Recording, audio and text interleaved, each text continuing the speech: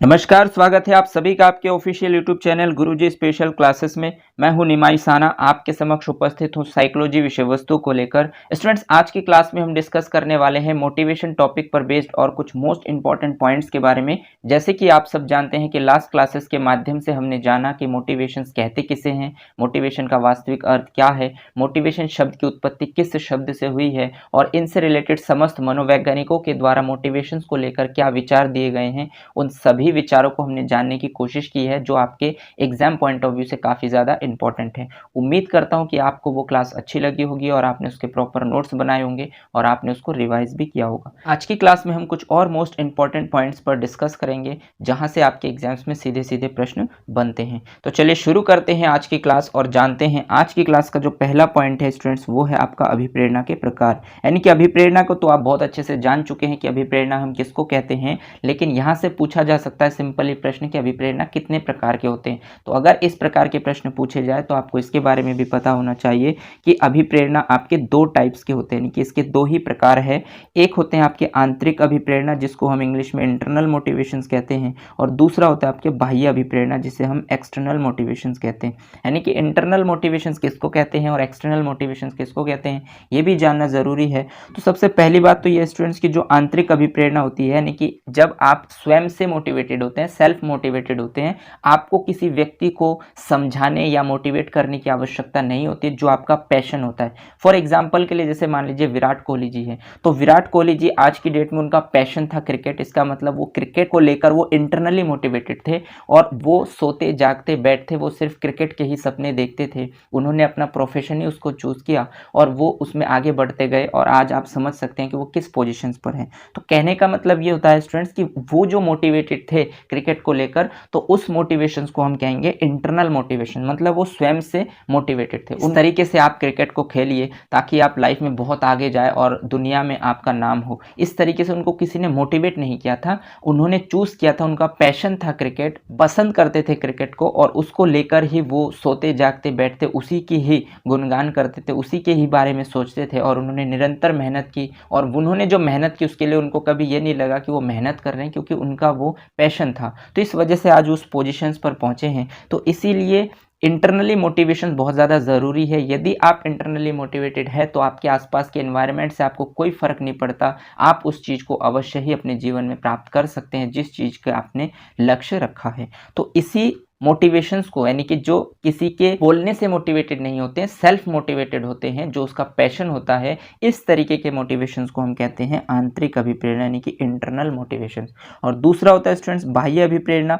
मतलब मान लीजिए कि आज की डेट में विराट कोहली के एग्जाम्पल देकर यदि आप बच्चों को मोटिवेटेड करते हैं कि आप इस तरीके से स्पोर्ट्स खेलिए तो आप विराट कोहली जैसे बन सकते हैं और आप दुनिया में नाम कमा सकते हैं और आप इतने सारे पैसे भी कमा सकते हैं। तो इस तरीके से यदि आप किसी बच्चे को गाइड करते हैं और वो बच्चा मोटिवेटेड होता है, तो इस प्रकार के मोटिवेशंस को हम कहते हैं एक्सटर्नल मोटिवेशंस, यानी कि बाह्य अभिप्रेरणा। क्योंकि बच्चा स्वयं से वो चीज़ करने के लिए प्रेरित नहीं है, उसको आपने उसके बारे में डिटेल नॉलेज दी, आपने बताया कि इसमें ये बेनिफिट्स है, तो उस बेनिफिट्स को ध्यान में रखकर बच्चे ने उस चीज़ को चूज़ किया। तो अगर बच्चा इस तरीके से चूज़ करता है तो फिर वो जीवन में सफलता प्राप्त उतनी मात्रा में नहीं कर सकता जितना वो सेल्फ मोटिवेटेड से करता है। इसलिए स्टूडेंट बहुत ज़्यादा ज़रूरी है कि आप इंटरनली मोटिवेटेड रहे और आप अपने कर्म को पहचानें कि आप किस चीज़ के लिए बने हैं, आपके अंदर किस प्रकार की एबिलिटी है, और उस एबिलिटी को जब आप जानेंगे और उसको लेकर आप निरंतर मेहनत करेंगे तो आपको कभी ये नहीं लगेगा कि आप मेहनत कर रहे हैं, आपको लगेगा कि आप कुछ अच्छा कर रहे हैं, आपको खुशी मिलेगी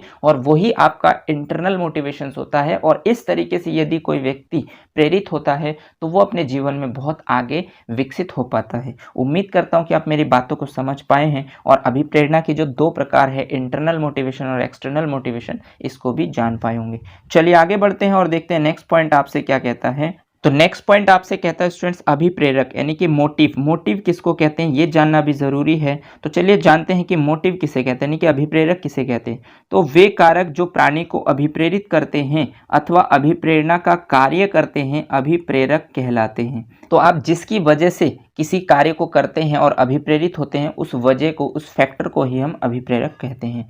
चलिए आगे बढ़ते हैं और देखते हैं नेक्स्ट पॉइंट अभिप्रेरक के अंतर्गत क्या है। तो नेक्स्ट पॉइंट आपसे कहता है स्टूडेंट्स कि अभिप्रेरक मूलतः दो प्रकार के होते हैं, यानी कि अभिप्रेरक भी अगर आपसे पूछा जाए कि अभिप्रेरक कितने प्रकार के होते हैं, तो अभिप्रेरक दो प्रकार के होते हैं। यानी कि अभिप्रेरणा के लिए जो आप कार्य करते हैं, उस कार्य के पीछे के जो वजह होते हैं, कारक होते हैं, फैक्टर होते हैं, उसी को ही हम अभिप्रेरक कहते हैं। और अभिप्रेरक भी दो प्रकार के होते हैं, एक होते हैं आपके आंतरिक अभिप्रेरक यानी कि इंटरनल मोटिव, और दूसरा होते हैं आपके बाह्य अभिप्रेरक यानी कि एक्सटर्नल मोटिव। तो इंटरनल मोटिव क्या है और एक्सटर्नल मोटिव क्या है, इसको जानना भी जरूरी है। तो चलिए जानते हैं आगे कि आंतरिक अभिप्रेरक यानी इंटरनल मोटिव क्या होते हैं और एक्सटर्नल मोटिव यानी कि बाह्य अभिप्रेरक क्या होते हैं। तो सबसे पहले जानेंगे आंतरिक अभिप्रेरक के बारे में, यानी कि इंटरनल मोटिव हम किसको कहते हैं। तो इंटरनल मोटिव में जो पहला पॉइंट आपका बनता है स्टूडेंट्स कि वे प्रेरक जो जन्मजात होते हैं अथवा दैहिक रूप से पैदा होते हैं, आंतरिक अभिप्रेरक कहलाते हैं। यानी कि देखिए आपने जाना कि अभिप्रेरक किसे कहते हैं, तो किसी भी अभिप्रेरणा के लिए जब आप कार्य करते हैं तो उस कार्य को करने के लिए उसके पीछे का जो वजह होता है, उसका जो फैक्टर होता है, उसको तो हम अभिप्रेरक कहते हैं। और अभिप्रेरक दो प्रकार के होते हैं, एक आंतरिक और दूसरा बाह्य। अब जो आंतरिक अभिप्रेरक होते हैं वो क्या होते हैं, तो वे प्रेरक यानी कि ऐसे फैक्टर जो जन्मजात होते हैं, यानी कि जो आपके जन्म से ही आपके साथ होते हैं, ऐसे प्रेरक को हम कहते हैं आंतरिक अभिप्रेरक। अथवा हम ऐसे भी बोल सकते हैं कि दैहिक रूप से जो पैदा होते हैं, ऐसे फैक्टर को हम कहते हैं आंतरिक अभिप्रेरक। यानी कहने का मतलब यह है कि जो चीज़ दैहिक रूप से का मतलब होता है शारीरिक रूप से, तो शारीरिक रूप से आपके अंदर अगर कोई प्रेरक पैदा होते हैं यानी कि उत्पन्न होते हैं, तो उसको हम आंतरिक अभिप्रेरक कहते हैं। या फिर आपके अंदर जो प्रेरक जन्मजात हैं, जब से आपका जन्म हुआ है तो वो चीज़ें आपके साथ हैं, ऐसे जो मोटिव होते हैं, ऐसे जो प्रेरक होते हैं, उसको हम आंतरिक अभिप्रेरक कहते हैं। फॉर एग्जाम्पल के लिए जैसे कि भूख, प्यास, निद्रा, काम वासना आदि, यानी कि इस प्रकार के जो प्रेरक होते हैं। जैसे कि आपको भूख लगी, तो भूख के लिए आपको किसी ने सिखाया नहीं है कि आपको भूख लगी है और भूख लगने से ऐसा होता है और इस तरीके से आपको कार्य करने पड़ते हैं। ये स्वाभाविक है और ये आप जन्मजाति हैं। जब एक छोटे बच्चे का जन्म होता है तो भूख की वजह से वो रोना स्टार्ट करता है, ठीक, और माँ उसको दूध देती है। तो ये जो प्रोसेस होते हैं, इसी को ही हम कहते हैं आंतरिक अभिप्रेरक, कि आपने उस बालक को नहीं सिखाया कि आपको भूख लगने से आपको इस प्रकार से रोना है, लेकिन वो चीज़ें उसकी स्वाभाविक है, यानी कि उसकी प्राकृतिक हैबिट्स है। तो ऐसे जो स्वाभाविक आदतें होती हैं, उन आदतों के पीछे जो प्रेरक होते हैं, उसी को ही हम आंतरिक अभिप्रेरक कहते हैं। तो यानी कि भूख, प्यास, निद्रा, काम वासना, इस प्रकार के जो फैक्टर होते हैं, इस प्रकार के जो प्रेरक होते हैं, जो किसी भी व्यक्ति के साथ जन्मजात होते हैं या वो शारीरिक रूप से पैदा होते हैं, तो उसी को ही हम आंतरिक अभिप्रेरक कहते हैं। उम्मीद करता हूँ कि आप मेरी बातों को समझ पा रहे हैं और इन सभी पॉइंटों को जान पा रहे हैं। स्टूडेंट्स, यहाँ से आपके एग्जाम्स में सीधे सीधे प्रश्न पूछे जाएंगे कि निम्न में आंतरिक अभिप्रेरक है, और ऑप्शन दिया होगा भूख, प्यास, निद्रा, और ऑप्शन डी हो जाएगा उपयुक्त सभी। तो इस तरीके से आपके एग्जाम्स में प्रश्न बनते हैं। तो इस तरीके से यदि आपके एग्जाम्स में प्रश्न बने तो आप उन प्रश्नों के राइट ऑप्शन तक इजीली पहुंच पाएंगे। तो इसलिए आपको ध्यान रखना है, ये सभी पॉइंट्स भूख, प्यास, निद्रा, काम वासना, ये सभी आपके आंतरिक अभिप्रेरक के अंतर्गत आते हैं, क्योंकि ये आपके दैहिक रूप से उत्पन्न होते हैं, दैहिक रूप से पैदा होते हैं, जो आपके साथ जन्मजात होते हैं। तो इस प्रकार के प्रेरक को हम कहते हैं आंतरिक प्रेरक।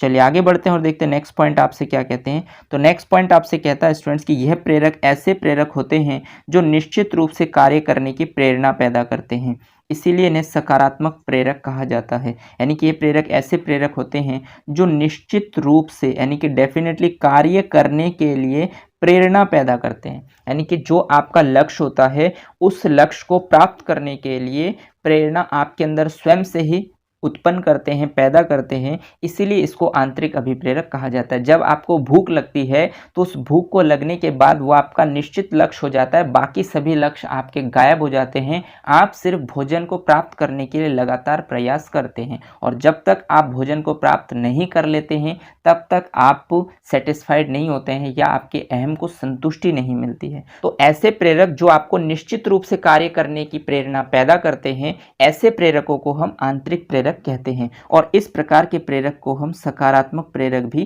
कहते हैं, क्योंकि ये स्वाभाविक है और ये आपको करना ही करना है। और इस प्रकार की आदतें यदि आप अपने टारगेट में फिक्स कर लेते हैं तो आप जो है इंटरनली मोटिवेटेड कहलाते हैं। फॉर एग्जाम्पल के लिए स्टूडेंट, जैसे कि मान लीजिए आप सुपर टेट की इस समय तैयारी कर रहे हैं, और यदि आप इस तरीके से तैयारी करते हैं, यदि आप सुपर टेट की जॉब प्राप्त करने के लिए आप सेल्फ मोटिवेटेड हैं, आपका लक्ष्य यही है कि किसी भी तरीके से भर्ती आए और आप उसमें अपनी एक सीट को पक्की करें। तो इसके लिए यदि आप लगातार प्रयास कर रहे हैं और बहुत ज़्यादा मेहनत कर रहे हैं तो इसका मतलब आप इंटरनली मोटिवेटेड है, इसका मतलब आपके अंदर इंटरनल मोटिव उपस्थित है जिसकी वजह से आप ये सभी चीज़ें कर पा रहे हैं। उम्मीद करता हूँ कि आप मेरी बातों को समझ पाए हैं और इन सभी पॉइंटों को भी ईजिली क्लियर कर पाए होंगे। चलिए आगे बढ़ते हैं और देखते हैं नेक्स्ट पॉइंट आपसे क्या कहता है। तो नेक्स्ट पॉइंट आपका स्टूडेंट्स बाह्य अभिप्रेरक यानी कि एक्सटर्नल मोटिव। तो चलिए जानते हैं कि एक्सटर्नल मोटिव हम किसको कहते हैं। तो एक्सटर्नल मोटिव के अंतर्गत जो पहला पॉइंट आपका बनता है वो ये है कि वे अभिप्रेरक जो सामाजिक वातावरण से ग्रहण किए जाते हैं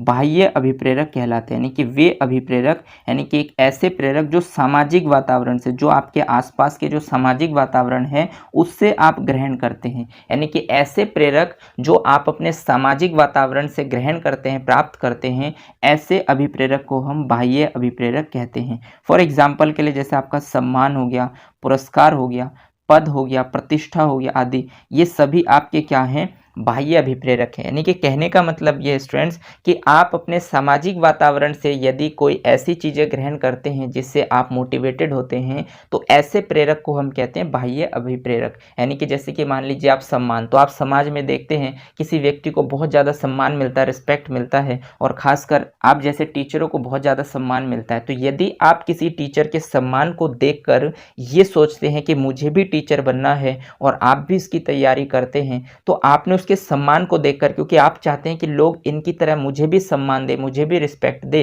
तो इस प्रकार के यदि आप किसी दूसरे व्यक्ति से प्रेरित हैं तो ये कहीं ना कहीं आपने सामाजिक वातावरण से सीखे हैं या देखे हैं या आपने सामाजिक वातावरण से ग्रहण किए हैं। तो इस प्रकार के जो प्रेरक होते हैं उसको हम बाह्य अभिप्रेरक कहते हैं। या फिर मान लीजिए कि बहुत सारे बच्चे क्या करते हैं, पुरस्कार के लिए अपनी स्टडी करते हैं या पेरेंट्स उनको लुभाते हैं कि अगर आपके बोर्ड में इतने परसेंट मार्क्स आ गए तो आपको जो है स्कूटी खरीद के देंगे या फिर आपको फ़ोन खरीद के देंगे। तो इस तरीके से जब आप बच्चे को किसी गिफ्ट को देने की बात कह के आप उनसे कार्य को करवाते हैं या उनको पढ़ने के लिए मजबूर करते हैं, तो इस प्रकार के प्रेरक को हम कहते हैं बाह्य अभिप्रेरक यानी कि एक्सटर्नल मोटिव। तो इसके अंतर्गत आपके पद भी आते हैं, मतलब आप अपनी प्रमोशंस भी करवाना चाहते हैं। अगर आप किसी एक पद पर हैं तो आप चाहते हैं कि आप उससे ऊपर की रैंक पर पहुंचे, तो पद, प्रतिष्ठा, ये सभी आपके बाह्य अभिप्रेरक के अंतर्गत आते हैं क्योंकि ये सभी चीज़ें आप अपने सामाजिक वातावरण से ग्रहण करते हैं। तो इसी प्रकार के जो अभिप्रेरक होते हैं जो आप अपने सामाजिक वातावरण से ग्रहण करते हैं उन सभी को हम बाह्य अभिप्रेरक कहते हैं। और जो आप अपने सेल्फ मोटिवेटेड होते हैं, स्वयं के दैहिक रूप से जो आपकी आवश्यकताएं हैं उनके लिए जब आप कोई कार्य करते हैं और अभिप्रेरित होते हैं तो उसको हम आंतरिक अभिप्रेरक यानी कि इंटरनल मोटिव कहते हैं। उम्मीद करता हूं कि इन सभी पॉइंटों को आप जान पाए हैं। और स्टूडेंट्स ये जो पॉइंट है सम्मान, पुरस्कार, पद, प्रतिष्ठा, ये बहुत ज़्यादा इंपॉर्टेंट है क्योंकि एग्जामिनर आपसे यहाँ से प्रश्न बनाकर पूछता है। आपसे सीधा सीधा पूछ लिया जाएगा कि निम्नलिखित में से बाह्य अभिप्रेरक नहीं है, और ऑप्शन में आपको सम्मान मिल जाएगा, पुरस्कार मिल जाएगा, पद मिल जाएगा और एक मिल जाएगा आपको भूख। तो आपको पता होना चाहिए कि सम्मान, पुरस्कार, पद तो बाह्य अभिप्रेरक के अंतर्गत आते हैं क्योंकि ये सामाजिक वातावरण से हम प्राप्त करते हैं, लेकिन जो भूख है वो हमारी दैहिक रूप से है या जन्मजात है और ये हमारी आंतरिक अभिप्रेरक के अंतर्गत आते हैं। तो इस क्वेश्चन का राइट ऑप्शन हो जाएगा आपका भूख। तो इस तरीके से स्टूडेंट्स आपसे एग्जामिनर क्वेश्चंस बनाकर पूछते हैं, तो इसीलिए आपको इन सभी पॉइंटों को बहुत अच्छे से ध्यान रखना है और इसको इमेजिन करना है ताकि जब आपके सामने 4 ऑप्शन रखे हो तो आप सोच विचार कर पाए कि किस चीज़ को आप सामाजिक वातावरण से ग्रहण कर रहे हैं और किस चीज़ को आप जन्मजात आपके अंदर है या शारीरिक रूप से आपके अंदर है। तो यदि आप इस तरीके से सोच विचार कर पाएंगे तो आप क्वेश्चंस के राइट ऑप्शन तक इजीली पहुंच पाएंगे। उम्मीद करता हूं कि आप मेरी बातों को समझ पाए हैं और इन पॉइंटों को भी ध्यान रखेंगे। चलिए आगे बढ़ते हैं और देखते हैं नेक्स्ट पॉइंट आपसे क्या कहता है। तो नेक्स्ट पॉइंट आपसे कहता है स्टूडेंट्स, ये ऐसे अभिप्रेरक होते हैं जो व्यक्ति को अनिवार्य रूप से अभिप्रेरित नहीं करते हैं, इसलिए इन्हें नकारात्मक अभिप्रेरक कहा जाता है। यानी कि स्टूडेंट्स ये ऐसे अभिप्रेरक होते हैं जो व्यक्ति को अनिवार्य रूप से अभिप्रेरित नहीं करते हैं। यानी कहने का मतलब ये है कि जब आप आंतरिक रूप से, जब आपके अंदर आंतरिक अभिप्रेरक होंगे तो उसके लिए आप अनिवार्य रूप से ही उस चीज़ को प्राप्त करना चाहेंगे, उस लक्ष्य को प्राप्त करना चाहेंगे। फॉर एग्जाम्पल के लिए अगर आपको भूख लगी है तो भूख लगने के बाद आप किसी भी, जो भी आपका प्रिय है, आप किसी की भी बात नहीं सुनेंगे जब तक आपकी उस भूख को आप समाप्त नहीं करेंगे, जब तक आप भोजन को प्राप्त नहीं करेंगे, तब आप परेशान रहेंगे और आपका किसी भी चीज़ में मन नहीं लगेगा। तो इसका मतलब उस चीज़ के लिए आप अनिवार्य रूप से बाध्य हैं, वो चीज़ आपको करना ही करना है। तो ऐसे अभिप्रेरक को तो हम आंतरिक अभिप्रेरक कहते हैं। बट ऐसे अभिप्रेरक जिसके लिए आप बाध्य नहीं है अनिवार्य रूप से, तो ऐसे अभिप्रेरकों को हम कहते हैं बाह्य अभिप्रेरक। और इसलिए इसको नकारात्मक अभिप्रेरक के अंतर्गत भी रखते हैं, क्योंकि सकारात्मक अभिप्रेरक में तो आप अनिवार्य रूप से उस कार्य को करेंगे ही करेंगे, चाहे कुछ भी परिस्थिति आपके सामने आ जाए। बट नकारात्मक अभिप्रेरक में आपके पास ऑप्शन होता है और आप अनिवार्य रूप से उसको करने के लिए प्रेरित नहीं होते, इसलिए इसको नकारात्मक अभिप्रेरक की श्रेणी में रखते हैं। उम्मीद करता हूँ कि आप मेरी बातों को समझ पाए हैं और इन सभी पॉइंटों को जान पाए हैं। इनसे रिलेटेड जो प्रश्न बनेंगे उनको भी समझ पाए होंगे। चलिए नेक्स्ट पॉइंट पर आगे बढ़ते हैं और जानते हैं कि अभिप्रेरणा की कार्य प्रणाली हम किसे कहते हैं, यानी कि अभिप्रेरणा जो है वो किस प्रकार से कार्य करती है, इसका जो सिस्टम है कार्य करने का वो क्या है। तो सबसे पहले हम जानेंगे कि अभिप्रेरणा की कार्य प्रणाली। तो अभिप्रेरणा की कार्य प्रणाली को समझने के लिए हम इस डायग्राम को बहुत अच्छे से समझने की कोशिश करेंगे। तो मान लीजिए कि आपके पास कोई चीज़ है जो पूर्ण रूप से है, यानी कि 100% है। तो इस 100% में आपको सबसे पहले एक चीज़ की आवश्यकता है और वो है आपकी नीड, यानी कि सबसे पहली प्राथमिकता आपकी नीड है। यानी कि नीड आपको किस चीज़ की होती है, यानी कि जब आप किसी चीज़ की कमी या अधिकता महसूस करते हैं, यानी कि स्टूडेंट्स अगर हम बात करें तो अधिकता तो ज़रूरी नहीं है, लेकिन जब आप किसी चीज़ की कमी महसूस करते हैं तो इसका मतलब आपको उस चीज़ की नीड है, यानी कि आपको उस चीज़ की आवश्यकता है। ठीक, इसके बाद दूसरा पॉइंट आता है आपका स्टूडेंट, जिसे हम कहते हैं ड्राइव। यानी कि ड्राइव को हिंदी में चालक भी कहते हैं, अंतर्नोद भी कहते हैं, प्रेरक भी कहते हैं और प्रणोद भी कहते हैं। यानी कि आवश्यकता के कारण जो उत्पन्न तनाव होते हैं उसको हम ड्राइव कहते हैं। चालक, अंतर्नोद, प्रेरक और प्रणोद। स्टूडेंट्स ये हिंदी नेम भी आप ध्यान रखेंगे, क्योंकि अगर आप बाइलिंगुअल पेपर देते हैं और आप हिंदी में देते हैं तो आपके पास चालक ना देकर ऑप्शन में अंतर्नोद दिया जा सकता है, तो इसलिए आप वहाँ पर कंफ्यूज हो सकते हैं। इसलिए आपको ध्यान रखना है कि चालक, अंतर्नोद, प्रेरक और प्रणोद एक ही चीज़ को कहते हैं और उसका नाम है ड्राइव। तो अगर आप कभी भी एग्जाम में कंफ्यूज हो जाए तो आपके पास जो क्वेश्चंस पेपर होता है वो बाइलिंगुअल होता है। एक तरफ आपको हिंदी में क्वेश्चंस लिखे होते हैं और उसी क्वेश्चंस को इंग्लिश में भी लिखा होता है, उसके ऑप्शन भी सेम उसी तरीके से लिखे होते हैं। अब मान लीजिए कि आपने चालक पढ़ा है और अंतर्नोद नहीं पढ़े हैं और ऑप्शन में अंतर्नोद है, तो उस केस में आप कंफ्यूज हो जाते हैं। तो आप बाइलिंगुअल साइड में ड्राइव को देखकर आप अंदाज़ा लगा सकते हैं कि ड्राइव को अंतर्नोद भी कहते हैं या फिर प्रेरक भी कह सकते हैं या फिर प्रणोद भी कहते हैं। तो इस तरीके से आपके कन्फ्यूज़न भी दूर होते हैं और आपको ध्यान रखने की आवश्यकता होती है। तो सबसे पहले अभिप्रेरणा की जो कार्य प्रणाली उसमें आते हैं आपके नीड, यानी किसी चीज़ की आवश्यकता होना, और उस चीज़ की आवश्यकता को पूरा करने के लिए जो आपके अंदर जो तनाव उत्पन्न होते हैं उस तनाव को हम कहते हैं ड्राइव। और तीसरे नंबर पर आते हैं आपके इंसेंटिव, यानी कि जिसको हम हिंदी में कहते हैं प्रोत्साहन, यानी कि चालक को समाप्त करने के लिए वस्तु को प्राप्त करना। यानी कि जब आप उस ड्राइव को समाप्त करने के लिए आप जो कार्य करते हैं उस वस्तु को प्राप्त करने के लिए, उसी क्रिया को हम कहते हैं प्रोत्साहन, यानी कि इंसेंटिव। ये आपका तीसरा स्टेज होता है। यानी कहने का मतलब स्टूडेंट्स की अभिप्रेरणा की जो कार्य प्रणाली, अभिप्रेरणा कार्य किस तरीके से करती है, तो इसके लिए सबसे पहले आपको किसी चीज़ की आवश्यकता होनी चाहिए। जब आपको किसी चीज़ की आवश्यकता होगी तभी उस आवश्यकता के कारण आपके अंदर तनाव उत्पन्न होंगे, और उस तनाव को आप ठीक करने के लिए, उस तनाव को दूर करने के लिए आप कोई ना कोई क्रिया ज़रूर करेंगे उस वस्तु को प्राप्त करने के लिए, और उसी को ही हम कहते हैं प्रोत्साहन। तो इस तरीके से जब आप स्टेप बाय स्टेप, पहले फर्स्ट स्टेप यानी कि आपको आवश्यकता होनी चाहिए, दूसरा स्टेप आवश्यकता के कारण आपके अंदर तनाव उत्पन्न होने चाहिए, और तनाव को दूर करने के लिए जब आप क्रिया करेंगे तो इस प्रोसेस को हम कहते हैं अभिप्रेरणा। और ये जब तीनों ही चीज़ें होती हैं आपके पास तो इससे आपके अंदर मोटिव उत्पन्न होते हैं, यानी कि इससे हम अभिप्रेरक कहते हैं। तीनों के संयोग को हम अभिप्रेरक कहते हैं, और जब आपके अंदर अभिप्रेरक होंगे तभी आप किसी कार्य को करने के लिए प्रयास करेंगे, और जब आप उस कार्य को करेंगे तो आप मोटिवेटेड होंगे। अब मोटिवेशंस किस प्रकार के आपके अंदर है ये आप डिसाइड कर सकते हैं। अगर आप सामाजिक वातावरण से किसी चीज़ को देखकर आप मोटिवेटेड है तो आप बाह्य रूप से अभिप्रेरित है, और यदि आप स्वयं से ही किसी चीज़ को प्राप्त करना चाहते हैं तो इसका मतलब आप आंतरिक रूप से अभिप्रेरित हैं। तो इस तरीके से अभिप्रेरणा की कार्य प्रणाली कार्य करती है। उम्मीद करता हूं कि आप मेरी बातों को समझ पाए हैं और अभिप्रेरणा की कार्य प्रणाली में जो तीनों स्टेप है उनको भी समझ पाए होंगे। चलिए आगे बढ़ते हैं और देखते हैं अभिप्रेरणा के तत्वों के बारे में। यानी कि अभिप्रेरणा की कार्य प्रणाली के अंतर्गत एक पॉइंट आता है जिसे हम कहते हैं अभिप्रेरणा के तत्व, और यहाँ से भी आपके एग्जाम्स में सीधे सीधे प्रश्न पूछे जाते हैं। तो इसके लिए हमें जानना चाहिए कि अभिप्रेरणा के तत्व किसे कहते हैं। तो अभिप्रेरणा के तत्व के अंतर्गत जो पहला पॉइंट आता है स्टूडेंट्स आपका, वो आता है सीएल हल के अनुसार अभिप्रेरणा के 4 तत्व होते हैं। यानी कि देखिए जो सीएल हल है, जिसका फुल फॉर्म होता है क्लार्क लियोनार्ड हल, यानी कि एक साइकोलॉजिस्ट है, और इन्होंने बताए हैं कि अभिप्रेरणा के 4 तत्व होते हैं। तो आपसे सीधा सीधा एग्जाम्स में पूछा जा सकता है कि अभिप्रेरणा के कितने तत्व होते हैं, या फिर सीएल हल के अनुसार अभिप्रेरणा के कितने तत्व होते हैं। तो अगर आपसे पूछे जाए तो आप बताएंगे कि इसके 4 तत्व होते हैं। अब 4 तत्व कौन कौन से होते हैं इनको भी जानते हैं। तो इसमें पहला जो तत्व होता है स्टूडेंट्स, वो है आपकी आवश्यकता यानी कि नीड। यानी फॉर एग्जाम्पल के लिए जैसे आपको भोजन की आवश्यकता है, तो भोजन आपका क्या हो गया, नीड यानी आवश्यकता, और भोजन ही आपका एक तत्व हुआ।